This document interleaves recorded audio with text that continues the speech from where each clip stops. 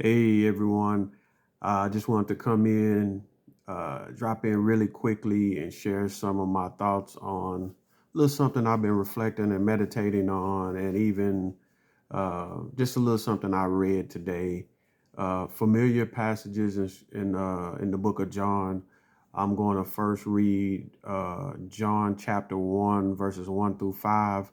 I would really highly recommend that you read 1 through 14, but I'm just going to read 1 through 5, and then I'm going to read one verse out of chapter 8. So, New Living Translation.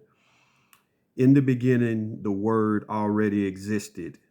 The Word was with God, and the Word was God. He existed in the beginning with God.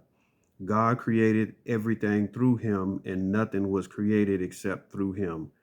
The Word gave life to everything that was created, and his life brought light to everyone. The light shines in the darkness, and the darkness can never extinguish it. And then just one verse out of John chapter 8, and that is Jesus spoke to the people once more, verse 12. I am the light of the world. If you follow me, you won't have to walk in darkness because you will have the light that leads to life. Uh, just real quick, just a few things that I think we need to take to heart when we hear Jesus being the light of the world, and just the light of mankind, just in general, of human beings. And even what does that look like in this new life that we are walking in with him? Uh, it's not an extension of um, a life, just kind of making your life a little better. No, it's a new life. It's a sharing of this divine life that Christ has come to give us, that allows us to take on his character. We couldn't have it without him. It's not something that we could obtain on our own. Uh, but light at the sensory level, right, where we can, how it affects our senses. I want to read something by Arthur McGill, and this is, I think he does a really good job of kind of describing this light as it is described in Scripture. He says, light at the sensory level is that which opens the world to us, that which removes the closeness, the hiddenness, the inaccessibility of things. And then he goes on to say, these references suggest how through Jesus, men are gathered into a realm of unobstructed openness at every level, a realm where all hiding, all estrangement, and therefore all fear are removed. And we see one of the things we see here is that this light and this life that Jesus comes to offer us, it does some things for us, right? It's in action and it benefits us in some kind of way, and it offers us some new things. I love how he talked about this unobstructed openness, right? And you think about what we just read in John chapter 1, where it says that the darkness could not comprehend in some translations. In other translations, the darkness could not overcome it. Whatever translation you read.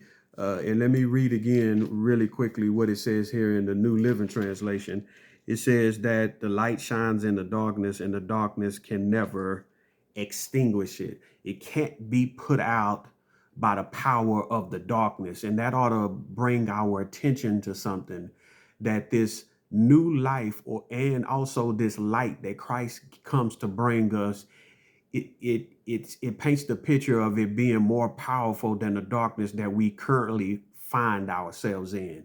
And that's why it's attractive. That's why we find it something to be drawn to. And you see that over and over in Scripture. But also, our awareness is expanded in ways that we never would have thought that our awareness would have been expanded, and um, we begin to see clearly this new life, right? You heard me just talk about how attractive it begins to be for us or anybody who hears Christ or recognize Christ in somebody else. We begin to recognize the benefits of this new life and what it could do for us. Uh, and just think about your awareness beginning to expand, being able to see things for what they really are. And I'll talk more about that here in just a minute, but that's something that's vital to walking out this new life. Uh, uh, Reflecting on the darkness that you used to sit in, and there are still some areas of darkness that you're trying to walk up out of. But you have to look at the light, how it's active in the life of the student. And that goes back to what I started to talk about just a minute ago, and how this light is this new life that's being offered to us by Christ. Um, but we recognize the confusion and the darkness that we used to reside in.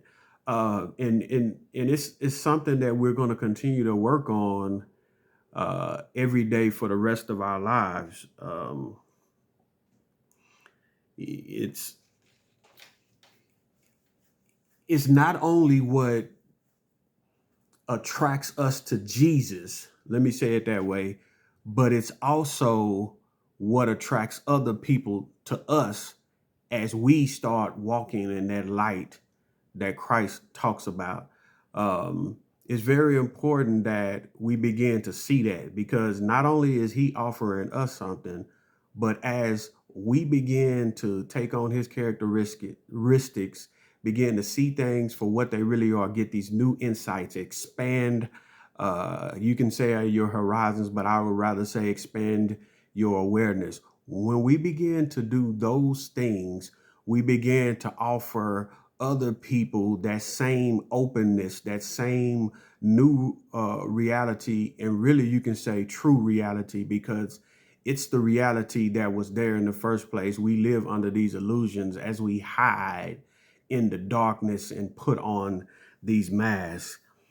Um, it's going to be attractive to other people, just like we were attracted to Christ, right? We saw Christ active in somebody else's life. And as we began to study the scriptures and begin to follow him with our own lives, we begin to see more and more clearly every day that this is where I need to be.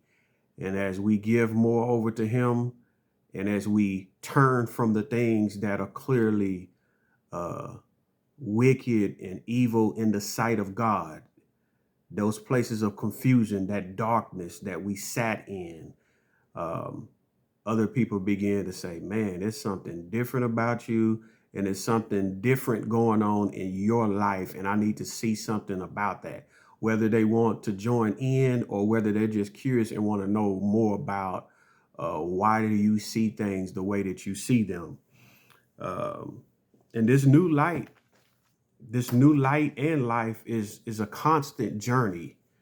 Um, it's not like you enter into this light, you enter into this new life that Christ has to offer us, and then all of a sudden you're just zapped and everything is good now. It's not like that.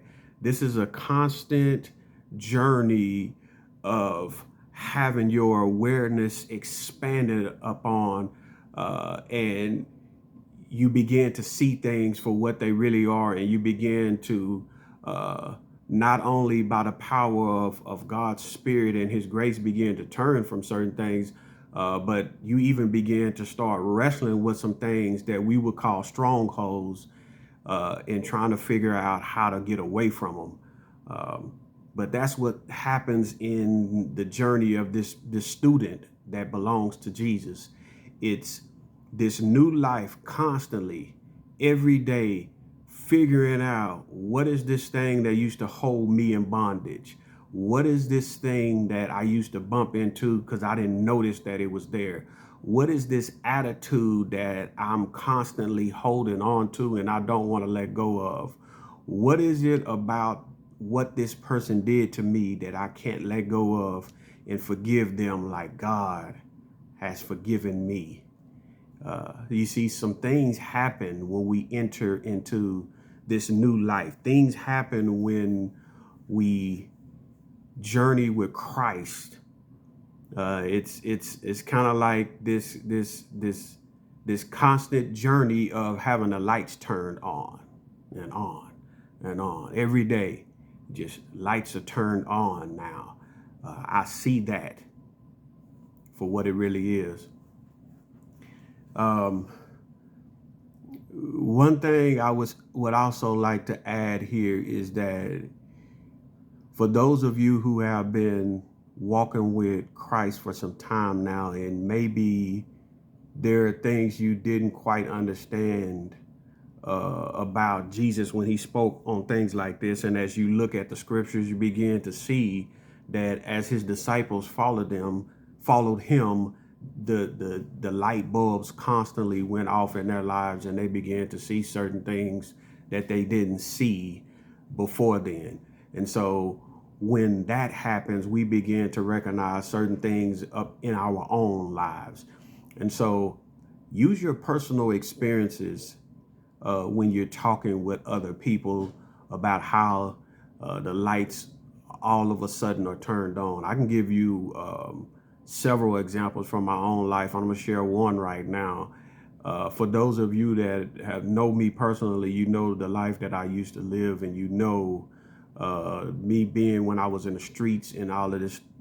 There were different things that I participated in, but one of the things that was really held me in a place of darkness was the fact that I was willing to do all kinds of things to get money.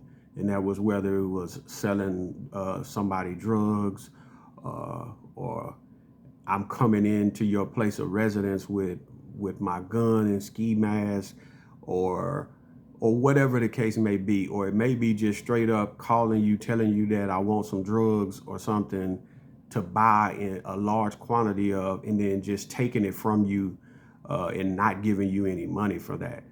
And coming to the realization that when I was able to sit down and I began to interact with this light, right? When I began to interact with Christ, I began to see how devastating that type of way of living is to not only the people that I was willing to do certain things to, but it also hurt other people that were around me.